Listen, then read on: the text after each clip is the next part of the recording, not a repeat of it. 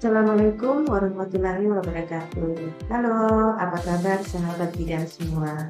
Pelaksanaan uji kompetensi adalah waktu yang ditunggu-tunggu oleh mahasiswa semester akhir guna memenuhi salah satu persyaratan dalam menyelesaikan pendidikan khususnya pada jenjang diploma 3 kebidanan. Namun tidak sedikit yang ternyata masih gagal dan belum beruntung meraih kompeten saat ujian. Di video sebelumnya saya pernah berbagi tentang topik pembahasan soal hukum. Nah, untuk menambah wawasan dan pemahaman kita dalam memahami bagaimana sih cara-cara dan trik saat membaca soal-soal hukum agar dapat dijawab dengan cepat dan tepat. Di video ini kita akan belajar bersama untuk membahas soal-soal hukum khususnya pada topik antena tangga. Let's go, mari kita simak video selanjutnya. Pada penjelasan di video saya sebelumnya bahwa pada umumnya ada 3 macam soal-soal uji kompetensi, yaitu pertama model soal kasus. Pada umumnya berisi karakteristik pasien, pantau situasi tertentu, alasan datang, setting lokasi bidan, dan hasil pengkajian. Kedua, model soal pernyataan berisi suatu keadaan yang menggambarkan peristiwa yang memerlukan penanganan bidan. Dan ketiga, model soal hasil penelitian. Model soal ini pada umumnya berisi hasil penelitian yang memerlukan penanganan kebidanan. Berbeda dengan model soal pernyataan, pada model soal hasil penelitian, umumnya kita diarahkan untuk memahami secara teori tentang penanganan kebidanan.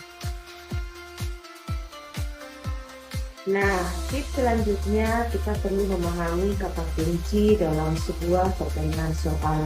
Mengapa? Karena kata kunci ini menjadi modal untuk kita lebih fokus memilih jawaban yang pada umumnya semuanya tampak benar. Pertama, data tambahan. Perhatikan data tambahan yang paling penting pada kasus tersebut. Kemudian kedua, jenis pemeriksaan penunjang yang paling tepat pada kasus. Ketiga adalah diagnosa yang paling mungkin pada kasus tersebut. Keempat, masalah potensial yang paling mungkin pada kasus tersebut. Kelima, langkah awal paling tepat pada kasus tersebut.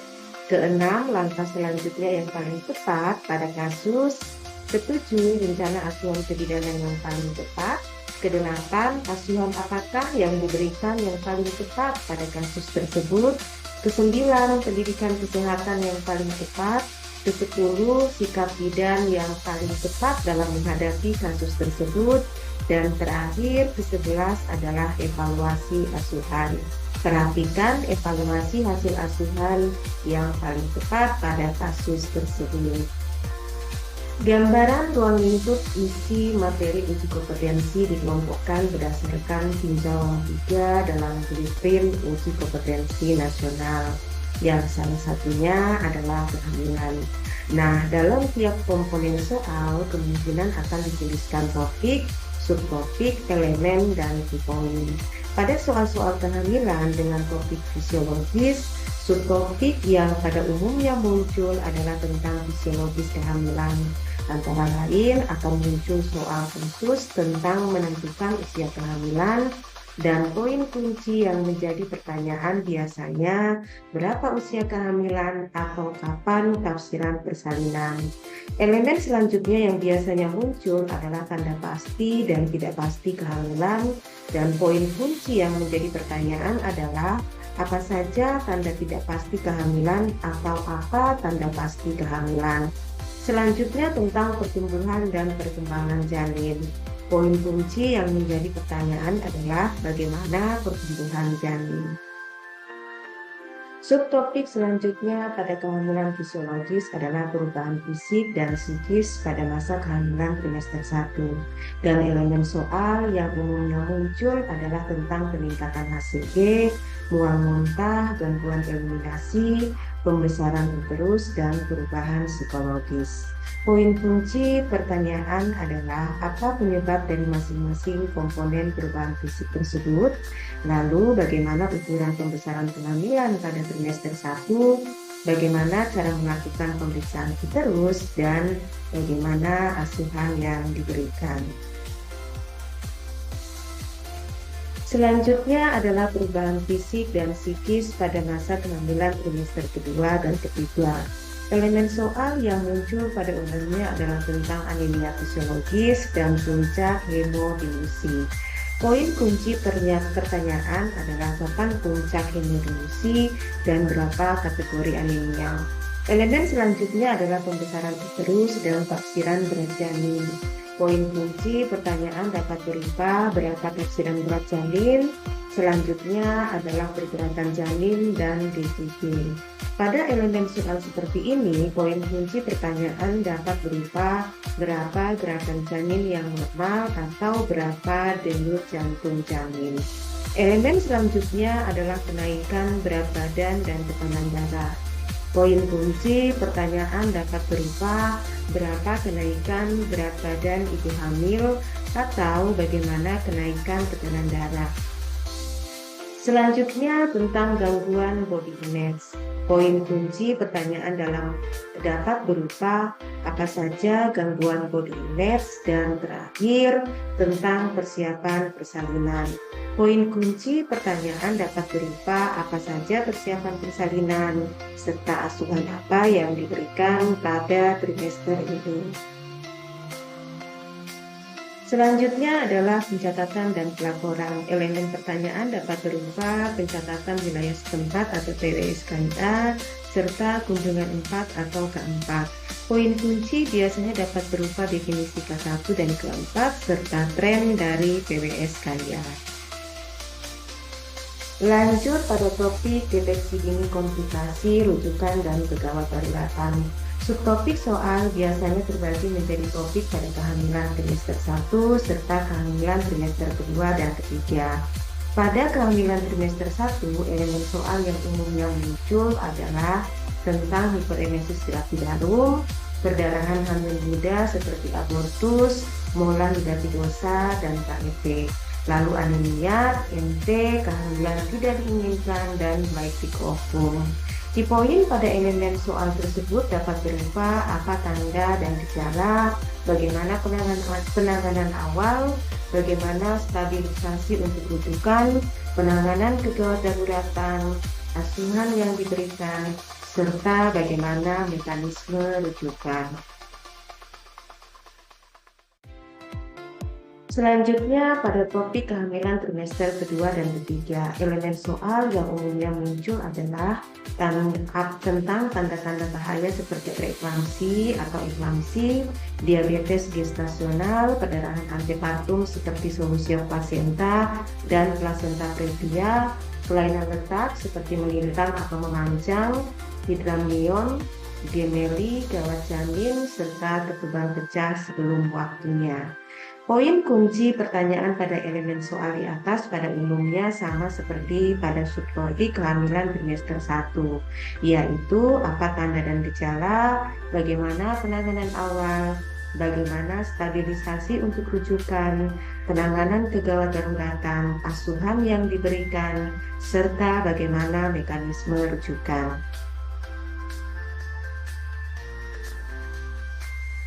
Selanjutnya, mari sama-sama kita membahas soal-soal latihan psikopotensi nasional bidang subtopik kehamilan. Soal pertama, seorang perempuan umur 25 tahun datang ke TPMD dengan keluhan mual muntah khususnya di pagi hari. Hasil anamnesis haid terakhir 3 bulan yang lalu. Hasil pemeriksaan KU baik, tekanan darah 110/70 mmHg, nadi 80 kali per menit, pernapasan 24 kali per menit, suhu 37 derajat Celcius, TFU 2 jari di atas simplisis. Masalah apakah yang paling mungkin dari kasus tersebut? A. Nausea, B. Vomiting, C. Hiperemesis, D. Morning sickness, E. Salivasi gravidarum.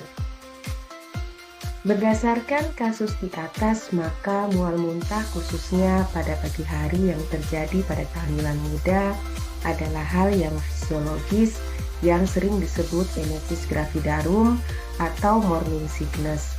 Morning atau artinya pagi, sickness atau bisa diartikan kesakitan. Sedangkan untuk jawaban yang lain adalah istilah yang umum yaitu nausea untuk mual, vomiting untuk muntah, hiperemesis untuk kasus emesis yang sudah patologis, dan salivasi gravidarum adalah kondisi pengeluaran air liur berlebihan daripada biasa. Tidak ada data penunjang yang menunjukkan istilah-istilah tersebut, dan data yang kuat yang mendukung masalah tersebut adalah adanya hasil pemeriksaan anamnesis bahwa ibu sudah tidak haid selama 3 bulan, sehingga jawaban yang paling tepat adalah D atau morning sickness.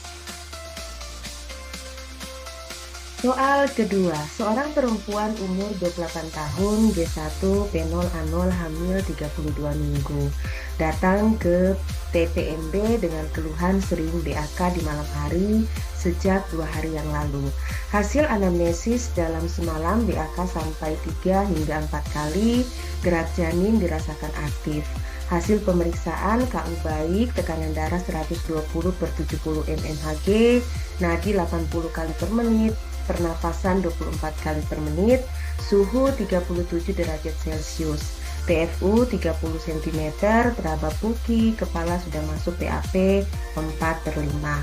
Rencana asuhan apakah yang paling tepat pada kasus tersebut?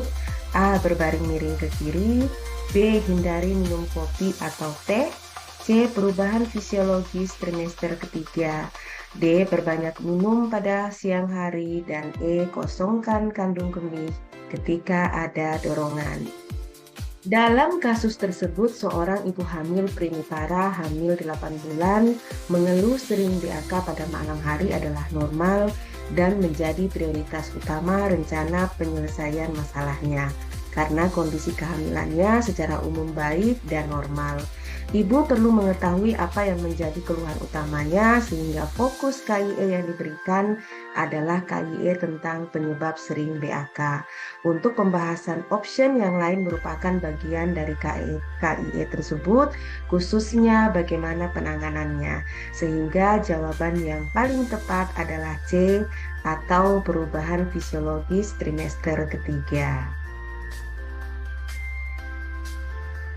Soal nomor 3, seorang perempuan umur 35 tahun, G1, P0, A0, hamil 34 minggu, datang ke TPMB dengan keluhan pusing sejak 1 minggu yang lalu. Hasil anamnesis, keluhan tidak disertai pandangan kabur atau nyeri ulu hati. Tidak ada riwayat tekanan darah tinggi. Hasil pemeriksaan tekanan darah 140/100 mmHg, pernapasan 20 kali per menit, nadi 84 kali per menit, TFU 32 cm, DJJ 148 kali per menit, dan protein urin positif 1. Diagnosa apakah yang paling mungkin pada kasus tersebut? A. Hipertensi kehamilan, B. Preeklamsi ringan, C. Preeklamsi berat, D. Hipertensi kronis, dan E. Eklamsi. Kasus tersebut merupakan kasus patologi karena tekanan darah sistol yaitu 140 dan diastol lebih dari 90 disertai protein urin positif 1 yang menandakan preeklamsi ringan. Karena dalam kasus tidak ada riwayat hipertensi sebelumnya, maka pilihan jawaban bukan hipertensi kronis, bukan hipertensi dalam kehamilan, karena terdapat protein urin dan usia kehamilan di atas 20 minggu. Bukan preeklamsi berat karena tekanan darah tidak lebih dari 160/110 mmHg. Protein urin kurang dari positif 2. Dan bukan eklamsi karena tidak ada kejang. Sehingga jawaban yang tepat adalah B atau preeklamsi ringan. Soal keempat, seorang perempuan umur 30 tahun datang ke TPMB dengan keluhan amenorrhea 3 bulan. Hasil anamnesis sering merasa mual dan muntah sejak 1 bulan yang lalu. Hasil pemeriksaan tekanan darah 140/100 mmHg, pernapasan 20 kali per menit, nadi 84 kali per menit, TFU 1 jari di bawah pusat, tidak teraba balosemen, terdapat bercak kecoklatan, dan jaringan seperti gelembung. Diagnosa apakah yang paling mungkin pada kasus tersebut? A. Abortus imminens, B. Kehamilan ektopik, C. mised abortion, D. mola hidatidosa, dan E. abortus incipiens. Pada kasus ini, TFU tidak sesuai dengan usia kehamilan. Hasil penghitungan dari HPHT, jika amenorrhea 3 bulan, maka TFU idealnya 3 jari di atas imbisis. Namun, kasus ini TFU 1 jari di bawah pusat, seperti usia kehamilan 5 bulan.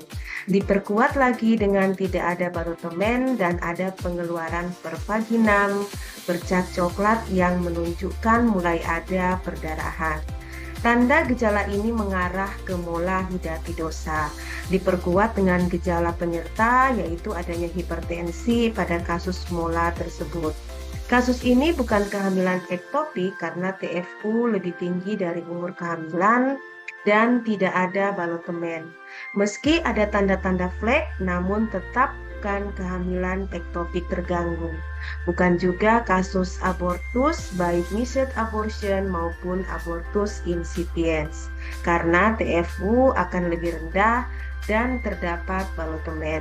Sehingga jawaban yang paling tepat adalah D atau mola hidatidosa. Soal kelima, seorang perempuan umur 28 tahun, G1B0A0, hamil 12 minggu. Datang ke rumah sakit dengan keluhan nyeri perut bagian bawah. Hasil anamnesis, keluar darah sedang bercampur sedikit gumpalan dari kemaluan sejak 2 jam yang lalu. Hasil pemeriksaan KU bayi, tekanan darah 120/80 mmHg, nadi 84 kali per menit, ada kontraksi uterus, nyeri tekan abdomen bagian bawah. Hasil inspekulo tampak serviks membuka dan terlihat jaringan pada serviks. Diagnosa apakah yang paling mungkin pada kasus tersebut?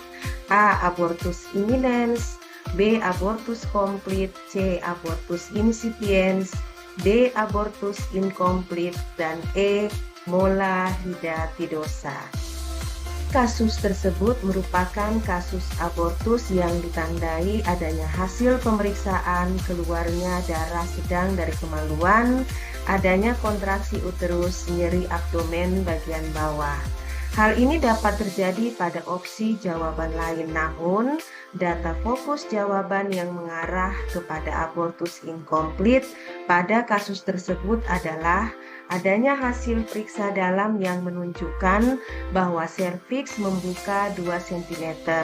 Teraba jaringan artinya incomplete berarti sedang berlangsung, di mana buah kehamilan masih dalam proses ekspulsi atau pengeluaran buah kehamilan.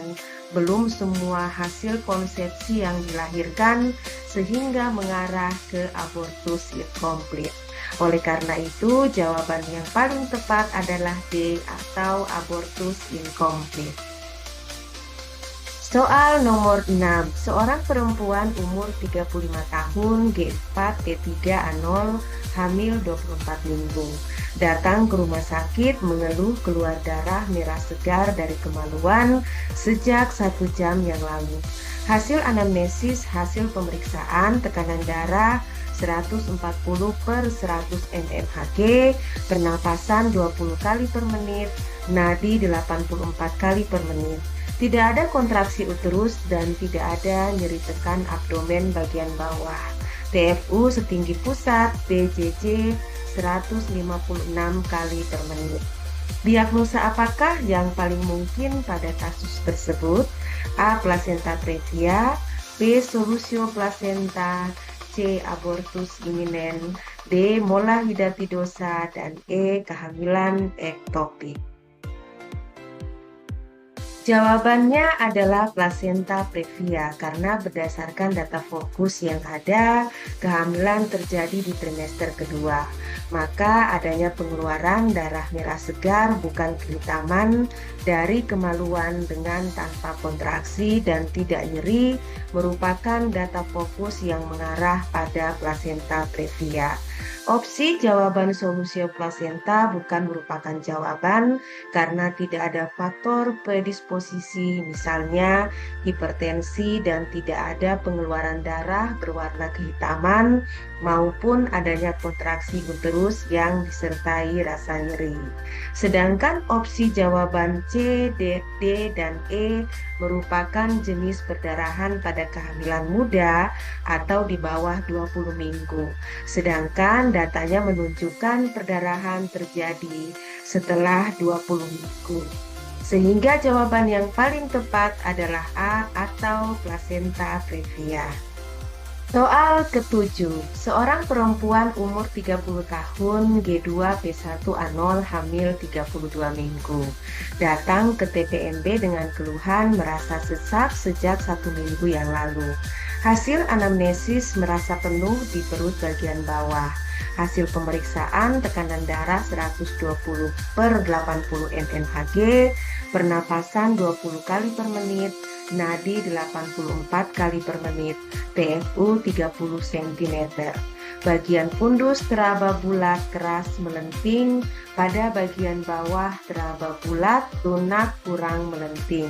DJJ 140 kali per menit terdengar jelas di atas pusat. Rencana asuhan apakah yang paling tepat dianjurkan pada kasus tersebut? A. Berjalan santai, B. Posisi Trendelenburg, C. Gerakan Clinches, D. Gerakan dorsal recumbens, dan E. Sering menyapu dengan sapu yang pendek. Kasus tersebut mengarah kepada masalah kehamilan dengan letak sungsang, sehingga asuhan yang tepat pada kasus tersebut adalah menganjurkan ibu untuk melakukan gerakan Clinches. Karena dengan Clinches maka hukum akomodasi dan gravitasi akan terfasilitasi dengan baik, sehingga bokong yang besar akan menempati rongga yang luas dan kepala yang berat akan berada di bawah mendekati gravitasi bumi. Sedangkan untuk jawaban yang lain kurang dapat memfasilitasi dua hukum tersebut, sehingga jawaban paling tepat adalah C atau gerakan Clinches. Soal nomor 8, seorang perempuan umur 28 tahun, G3P1A1, hamil 32 minggu, datang ke Polindes dengan keluhan bengkak pada kaki sejak 1 minggu yang lalu. Hasil anamnesis, keluhan berkurang setelah diistirahatkan. Hasil pemeriksaan, tekanan darah 120/80 mmHg, nadi 80 kali per menit, pernapasan 20 kali per menit, suhu 36,6 derajat Celcius, TFU 30 cm, DJJ 144 kali per menit dan teratur. Kapankah rencana kunjungan ulang pada kasus tersebut? A. 1 minggu, B. 2 minggu, C. 4 minggu, D. 6 minggu, dan E. 8 minggu. Pada kasus tersebut termasuk kehamilan normal karena umur kehamilan 32 minggu, TFU 30 cm, dan tidak ada kelainan lain. Sehingga sesuai dengan pola kunjungan ulang ibu hamil normal, bahwa jika memasuki kehamilan trimester ketiga, maka minimal dilakukan 2 kali, yaitu sebelum umur kehamilan 36 minggu, standar kunjungannya adalah tiap 2 minggu sekali. Dan setelah 36 minggu, standar kunjungannya adalah tiap 1 minggu sekali. Sehingga jawaban yang tepat adalah B atau 2 minggu. Soal nomor 9, seorang perempuan umur 27 tahun, G3P1A1, hamil 20 minggu, datang ke TPMB untuk memeriksakan kehamilan. Hasil anamnesis merasa pusing sejak 1 minggu yang lalu. Hasil pemeriksaan tekanan darah 120/80 mmHg, nadi 80 kali per menit, pernapasan 24 kali per menit, suhu 36,6 derajat Celcius, dan Hb 11,2 gram per sen. Berapakah dosis tablet Fe yang dianjurkan sesuai kasus tersebut? A 1 kali 60 mg, B 2 kali 60 mg, C 1 kali 80 mg, D 2 kali 80 mg, dan E 1 kali 120 mg. Kasus tersebut merupakan kehamilan normal karena tanda-tanda vital normal dan Hb lebih dari 11 gram per sen, sehingga tidak masuk kategori anemia. Untuk asuhan yang tepat adalah memberikan Fe 1 kali 60 mg, sehingga jawaban yang tepat adalah A atau 1 kali 60 mg. Soal ke-10, seorang perempuan umur 25 tahun G1 P0 A0 hamil 8 minggu datang ke puskesmas untuk memeriksakan kehamilannya. Hasil anamnesis 1 bulan yang lalu pernah mengeluarkan perdarahan bercak sekali saat awal kehamilan. Hasil pemeriksaan tekanan darah 120/80 mmHg, nadi 88 kali per menit, suhu 37 derajat Celcius, pernapasan 20 kali per menit, TFU belum teraba, HCG urin tes positif. Informasi apakah yang paling tepat sesuai kasus tersebut? A. Rujuk ke rumah sakit, B. Tirah baring, C. Penkes fisiologis kehamilan, D. Observasi dalam 24 jam, dan E. Penkes tanda-tanda bahaya. Ibu perlu mengetahui fisiologis kehamilan. Fisiologis kehamilan adalah seluruh proses fungsi tubuh pemeliharaan janin dalam kandungan yang disebabkan pembuahan sel telur oleh sel sperma. Saat hamil akan terjadi perubahan fisik dan hormon yang sangat berubah drastis. Sehingga jawaban yang paling tepat adalah C atau pendidikan kesehatan tentang fisiologis kehamilan. Sampai jumpa sahabat bidan, semoga pembahasan soal-soal kasus di atas dapat menambah wawasan dan pengetahuan kita dalam memilih dan menentukan jawaban dengan cepat dan tepat. Nantikan video saya selanjutnya pada pembahasan soal inform intranatal care. Sampai jumpa. Wassalamualaikum warahmatullahi wabarakatuh.